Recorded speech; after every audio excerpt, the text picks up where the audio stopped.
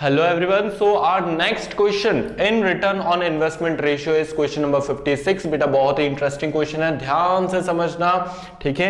Okay, so calculate return on investment ratio from the following details. Net profit after tax that is 6,50,000. Net profit after tax कितना है? 6,50,000, मतलब आप tax पे कर चुके हो, ठीक है? रेट ऑफ इनकम टैक्स कितना था? 50% था, मतलब जो भी आपकी इनकम रही होगी प्रॉफिट बिफोर टैक्स वाली, मैंने आपको बोला था प्रीवियस वीडियोस में, मैंने आपको बोला है कि मैं आपको बताऊंगा ये चीज डिटेल में, तो ध्यान से समझना। मैं आपको profit before tax, after tax, ये सारी चीजें बताता हूं बेटा, बहुत ही सिंपल है, बहुत सिंपल है, ठीक है?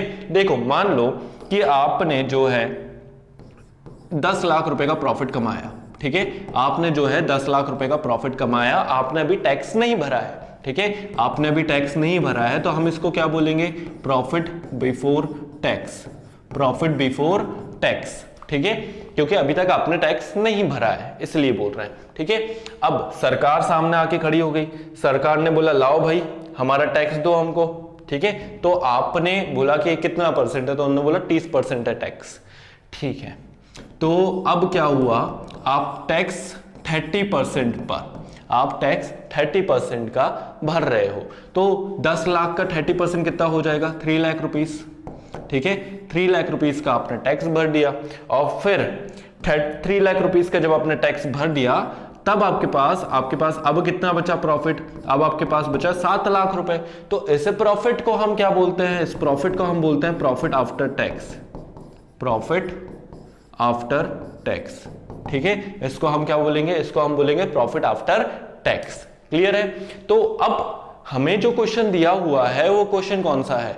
हमें क्वेश्चन में ये दिया हुआ है कि हमें क्वेश्चन में ये दे दिया है, ठीक है? और ये परसेंट दे दिया है, लेकिन ये नहीं दिया है, ठीक है? अभी मैं आपको क्वेश्चन दिखाता हूं, आपको समझ में आएगा, ठीक है? ध्यान से समझना, ये क्वेश्चन एक बार पढ़ो, ये क्वेश्चन एक बार पढ़ो। इस क्वेश्चन में आपको क्या दिया है? बोला है net profit after tax, tax दे देने के बाद, ठीक है? आपका प्रॉफिट कितना बचा? 6,50,000। रेट ऑफ इनकम टैक्स कितना था? 50% था, और आगे 10% बेंचर्स दिया हुआ है, फिक्स्ड एसेट दिया हुआ है, एक्यूमुलेटेड डेप्रिसिएशन दिया हुआ है, और उसके बाद करेंट एसेट, करेंट लायबिलिटीज, ये सारी चीजें दी हुई है।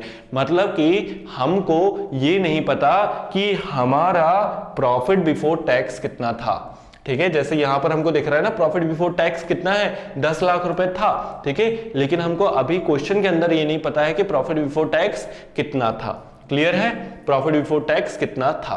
तो अब हमको क्या करना पड़ेगा? हमको अज्यूम करना पड़ेगा। अभी हम फॉर्मूले से ये क्वेश्चन को स्टार्ट नहीं कर रहे हैं, फॉर्मूला हम बाद में भी लिख सकते हैं, ठीक है? तो अभी हम यहां पर क्या कर रहे हैं? हम यहां पर ये चीज कर रहे हैं कि हम late the profit before tax, let profit before tax be x, profit before tax be x, हमने उसको क्या मान लिया? x मान लिया। अब इस पर टैक्स कितना लगना है? अब इस पर टैक्स लगना है, टैक्स कितना है भाई? 50% का है, टैक्स एट द रेट 50%, ठीक है? तो कितना हो जाएगा? 50% ऑफ x, है ना? मतलब जितने भी हमारी प्रॉफिट बिफोर टैक्स है, जैसे 10 लाख पे 30% लगा, वैसे यहाँ पे हमने मान लिया है कि प्रॉफिट बिफोर टैक्स कितना है? x है, और x का 50% टैक्स जाना है, तो टैक्स कितना हो जाएगा? टैक्स एट द रेट 50% हो जाएगा, 50% ऑफ x, ठीक है? तो 50% ऑफ x अगर हो जाएगा, तो 50% ऑफ का मतलब क्या होता है? ऑफ का मतलब होता है मल्टीप्लीकेशन, ठीक है? तो ये कट पिट के कितना हो जाएगा? 1/2, मतलब 1/2 of x which will be equals to x/2, कितना हो जाएगा? x/2 हो जाएगा। क्लियर है? अब प्रॉफिट बिफोर टैक्स, ठीक है? प्रॉफिट बिफोर टैक्स को हमने क्या माना है? x माना है, और हमारा टैक्स कितना है? x/2 है, ठीक है? अच्छा, एक बात बताओ, अगर हमको निकालना होगा प्रॉफिट आफ्टर टैक्स, अगर हमको निकालना होगा प्रॉफिट आफ्टर टैक्स, तो हमको क्या करना पड़ेगा? हमको प्रॉफिट बिफोर टैक्स में से, हमको जो है प्रॉफिट बिफोर टैक्स में से टैक्स को माइनस करना होगा, ठीक है? तो प्रॉफिट बिफोर टैक्स हमारा कितना है? x है, ठीक है? और हमारा टैक्स कितना जा रहा है? x/2 जा रहा है, और ये प्रॉफिट आफ्टर टैक्स हमारा कितना है? 6,50,000। कितना है? 6,50,000 है, ठीक है? 6,50,000 है। तो अब कितना हो जाएगा देखते हैं जरा। 6,50,000 इज इक्वल्स टू, ये इसके नीचे 1 सपोज करेंगे, 2 आएगा, इसको 2 बनाना है, x को भी 2 बनाना है, तो 2x माइनस x कितना हो जाएगा, ये हो जाएगा x by 2, x by 2 is equals to 6,50,000। तो अगर मैं यहां से x की वैल्यू निकालने की कोशिश करूं तो ये 2 किस में मल्टीप्लाई हो जाएगा, 2 मल्टीप्लाई हो जाएगा 6,50,000 में। इसका मतलब क्या है भाई, इसका मतलब ये है कि 13 लाख रुपए, इसका मतलब ये है कि 13 लाख रुपए, 1,30,000 ये आपका क्या है, ये आपका प्रॉफिट बिफोर टैक्स है। ये आपका क्या है, ये आपका प्रॉफिट बिफोर टैक्स है। ठीक है, प्रॉफिट बिफोर टैक्स है ना। अब एक चीज का हमें और ध्यान रखना है, एक चीज का हमें और ध्यान रखना है, जो हम रेशियो कैलकुलेट करने जा रहे हैं, that is return on investment ratio. उसका फॉर्मूला क्या होता है, profit before interest, tax, dividend. ठीक है, इंटरेस्ट देने के पहले का प्रॉफिट, टैक्स देने के पहले का प्रॉफिट, तो ये तो वो प्रॉफिट है जिसमें से अभी हमने टैक्स पे नहीं करा है। ठीक है, ये तो वो प्रॉफिट है जिसमें से अभी हमने टैक्स पे नहीं करा है। ये कॉन्सेप्ट भी मैं आपको अब डिटेल में समझाता हूं। ठीक है, ये कॉन्सेप्ट भी मैं आपको अब अच्छे से समझाता हूं, ध्यान से समझना। क्या हुआ, मेरे पास रखे थे 20 लाख रुपए। ठीक है, ये मेरे पास आइडल थे, 20 लाख रुपए मेरे पास रखे हुए थे। जो मेरे डिबेंचर्स होल्डर थे ना, डिबेंचर होल्डर ने बोला कि भाई आपके पास पैसा रखा हुआ है, आपने हमारा 10% का जो इंटरेस्ट है वो पे नहीं करा है। ठीक है, 10% का इंटरेस्ट पे नहीं करा है। तो फिर मैंने उससे बोला कि भाई कितने के डिबेंचर्स थे आपके, तो उसने बोला कि सर 5 लाख के थे। ठीक है, कितने के थे सर, 5 लाख के डिबेंचर्स थे, तो हमें इंटरेस्ट दे दो। तो 5 लाख का 10% मतलब कितना, 50,000। 50,000 आपने क्या करा, आपने इंटरेस्ट पे करके आ गए। ठीक है, आपने इंटरेस्ट दे दिया। अब आपके पास कितना बचा, अब आपके पास बचा 19,50,000। ठीक है, 19,50,000। अभी तक आपने टैक्स पे नहीं करा है ना, अभी तक आपने टैक्स पे नहीं करा है। ये जो आपका प्रॉफिट है, ठीक है, ये जो आपका प्रॉफिट आया 19,50,000, इसको आप क्या बोलोगे, प्रॉफिट बिफोर टैक्स। ठीक है, अभी तक आपने टैक्स पे नहीं करा है। और इस प्रॉफिट को आप क्या बोलोगे, इस प्रॉफिट को आप बोलोगे profit before interest and tax, interest and tax. अभी तक आपने टैक्स भी पे नहीं करा है, अभी तक आपने इंटरेस्ट भी पे नहीं करा। आपके पास प्रॉफिट कितना है, 20 लाख रुपए का। फिर आपने क्या, इंटरेस्ट पे कर दिया। ठीक है, इंटरेस्ट पे कर देने के बाद प्रॉफिट बिफोर टैक्स, अभी तक आपने क्या नहीं पे करा है, प्रॉफिट बिफोर टैक्स पे नहीं करा है। ठीक है, तो अगर आपको मैंने ये चीज दी हुई है, अगर मैंने आपको ये चीज दी हुई है, that is profit before tax दिया हुआ है, और मैंने बोला कि भाई मुझे यहां पर पहुंचा दो, मुझे जो है यहां पर पहुंचा दो। ठीक है, तो क्या करोगे, क्या करोगे, आपके पास, आपको जो क्वेश्चन में चाहिए वो ये चीज की रिक्वायरमेंट है। ठीक है, profit before interest and tax, उसमें से आपको माइनस करना है क्या, इंटरेस्ट को, तो आप पहुंचोगे प्रॉफिट बिफोर टैक्स पे। अगर मैंने आपको प्रॉफिट बिफोर टैक्स दे दिया, मैंने बोला कि जाओ वापस यहां पहुंचो, कहां पर, profit before interest and tax पे पहुंचो, तो जो चीज आपने माइनस कर दी थी उसको आप वापस जाते समय क्या कर दोगे, ऐड कर दोगे, है ना। मतलब कि अगर आपके पास प्रॉफिट बिफोर टैक्स है, अगर आपके पास प्रॉफिट बिफोर टैक्स है, उसमें आप क्या कर दोगे, उसमें आप ऐड कर दोगे। मैं और अच्छे से आपको समझाता हूं, profit before interest and tax, profit before interest and tax, इसमें से आपने इंटरेस्ट माइनस करा, इसमें से आपने इंटरेस्ट माइनस करा, तो आप कहां पहुंच गए, आप पहुंच गए प्रॉफिट बिफोर टैक्स पे। बोलो हाँ, ठीक है, आप कहां पहुंच गए, प्रॉफिट बिफोर टैक्स पर पहुंच गए। अब मैंने बोला कि मैंने आपको ये भी देके रखा है, मैंने आपको ये भी देके रखा है, मुझे ये निकाल के बता दो, मुझे बस क्या कर दो, मुझे बस ये निकाल के बता दो। ठीक है, तो आप क्या करोगे, इंटरेस्ट ये जो यहां नेगेटिव में पड़ा हुआ है उसको वहां पहुंचा दोगे, प्रॉफिट बिफोर टैक्स में ऐड कर दोगे, प्रॉफिट बिफोर टैक्स में ऐड कर दोगे, किसको, इंटरेस्ट को। यही तो मैं समझा रहा हूं बेटा, यही तो मैं समझा रहा हूं। ठीक है, तो हमको यहां पर क्या करना पड़ेगा, ये हमारा क्या आ गया, प्रॉफिट बिफोर टैक्स आ गया, बोलो हाँ। ठीक है, हमारा प्रॉफिट बिफोर टैक्स तो आ चुका है, कितना है, 13 लाख रुपए। ठीक है, अब हमको इंटरेस्ट निकालना है। 10% debentures of 100 rupees each, rupees 10 lakh रुपए, 10 लाख रुपए के डिबेंचर्स हैं। ठीक है, 10 लाख रुपए पे 10% का इंटरेस्ट कितना होगा, 10 लाख रुपए पर 10 लाख रुपए पर 10, देखो इंटरेस्ट ऑन डिबेंचर कितना हो जाएगा, इंटरेस्ट ऑन डिबेंचर हो जाएगा कितना, 10% on 10 lakh rupees, 10% on 10 lakh rupees. Clear है? तो कितना हो जाएगा 10% ऑन 10 लाख रुपीस मतलब कितना 1 लाख रुपीस। ठीक है, कितना हो जाएगा 1 लाख रुपीस हो जाएगा। बात समझ में आ गई? 1 लाख रुपए का इंटरेस्ट है। अभी मैंने आपको क्या बोला कि हमको क्या चाहिए, हमको चाहिए क्या, profit before interest and tax. हमको चाहिए profit before interest, profit before interest and tax.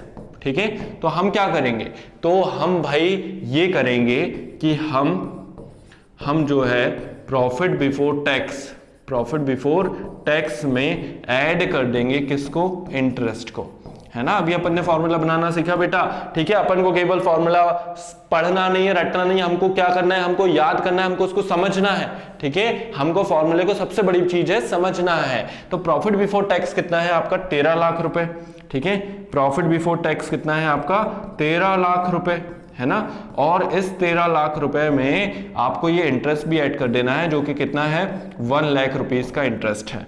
ठीक है, तो कितना हो जाएगा, ये हो जाएगा रुपीस 14 लाख, ये हो जाएगा रुपीस 14 लाख हो गया।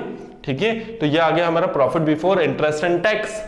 अब इसके बाद और क्या चीज करनी है हमको कैलकुलेट, और क्या क्वेश्चन है, क्वेश्चन हमसे क्या मेहनत करवा रहा है और देखते हैं।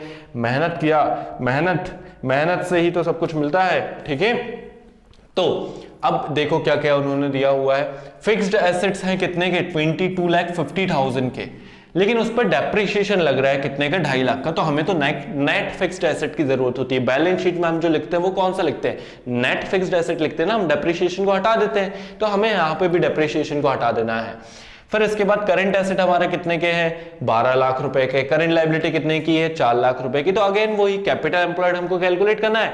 हम फिक्स्ड एसेट्स करंट एसेट को कैलकुलेट करेंगे तो टोटल एसेट्स आ गया, टोटल एसेट्स टोटल लायबिलिटीज के बराबर होता है। टोटल लायबिलिटीज में से अगर हमने करंट लायबिलिटी को माइनस कर दिया, क्या बचा हमारा कैपिटल एम्प्लॉयड बता जाते हैं, share holder fund plus non current liabilities हमारा बचा। ठीक है, तो हम जो है सबसे पहले नेट फिक्स्ड एसेट्स निकाल लेते हैं। नेट फिक्स्ड एसेट्स हम निकाल लेते हैं। Net fixed asset, net fixed asset, net fixed assets कितना हो जाएगा 22,50,000 रुपए दिख रहा है।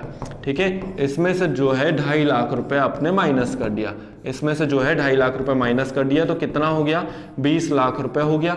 ठीक है, ये आपका नेट फिक्स्ड एसेट है। अब आपको क्या करना है, अब आपको भाई निकालना है कैपिटल एम्प्लॉयड, है ना। अपन को जरूरत किस चीज की है, अपन को जरूरत है भाई कैपिटल एम्प्लॉयड की।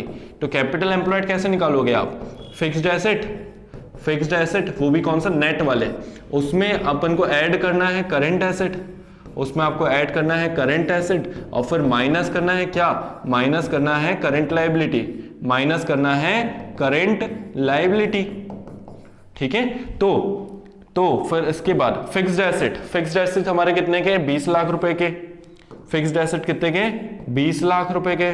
ठीक है, इस 20 लाख रुपए में आपने करंट एसेट को ऐड कर दिया, इस 20 लाख रुपए में आपने करंट एसेट को ऐड कर दिया और ये करंट एसेट कितना हो जाएगा, ये करंट एसेट आपका हो जाएगा 12 लाख रुपए। करंट एसेट कितना है 12 लाख रुपए, करंट लायबिलिटी कितनी है 4 लाख रुपए। चलो करंट एसेट कितना है, करंट एसेट है आपका 12 लाख रुपए और करंट लायबिलिटी कितनी है, करंट लायबिलिटी आपकी 4 लाख रुपए। ठीक है, तो कितना हो जाएगा 20 + 12 दैट इज 32 लाख, 32 लाख, 32 लाख में से आपने माइनस कर दिया 4 लाख रुपीस को, 32 लाख में से आपने माइनस कर दिया 4 लाख रुपीस को, तो कितना हो गया 28 लाख रुपीस। कितना हो गया 28 लाख रुपीस हो गया।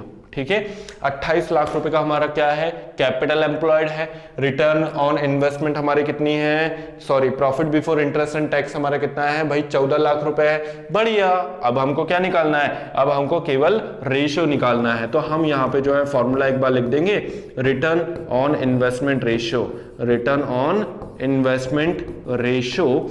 और फिर इसके बाद हम यहां पर क्या कैलकुलेट कर सकते हैं, हम यहां पर अब profit before interest and tax, profit before interest and tax हमको यहां पर फॉर्मूला लिखना होगा, profit before interest and tax, interest and tax divided by किससे डिवाइड करना है, कैपिटल एम्प्लॉयड से, किससे डिवाइड करना है, कैपिटल एम्प्लॉयड से, और फिर मल्टीप्लाई किससे करना है, मल्टीप्लाई करना है हमको 100 से, ठीक है। तो profit before interest and tax हमारा कितना आया था, 14 लाख आया था, ठीक है, 14 लाख आया था, और जो हमारा कैपिटल एम्प्लॉयड था वो कितना था, वो 28 लाख रुपए था, ठीक है, मल्टीप्लाइड बाय 100, तो ये कितना हो गया, ये हो गया 1/2, 1/2 हो गया, और ये 100 से कट गया वाला 50%, बढ़िया, ठीक है। 50% आपका क्या आ गया, रिटर्न ऑन इन्वेस्टमेंट रेशियो आ गया, ठीक है। तो जल्दी से पॉज करके इसको फटाक से कॉपी करो,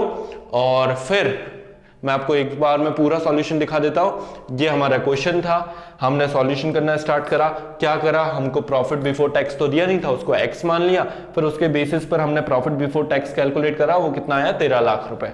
फिर उसके बाद इंटरेस्ट ऑन डिबेंचर हमने निकाला, कितना आया, 1 लाख रुपए, ठीक है। फिर प्रॉफिट बिफोर टैक्स में हमने इंटरेस्ट को ऐड करा, तो हमारे पास क्या आ गया, profit before interest and tax, कितना आया, 14 लाख रुपए।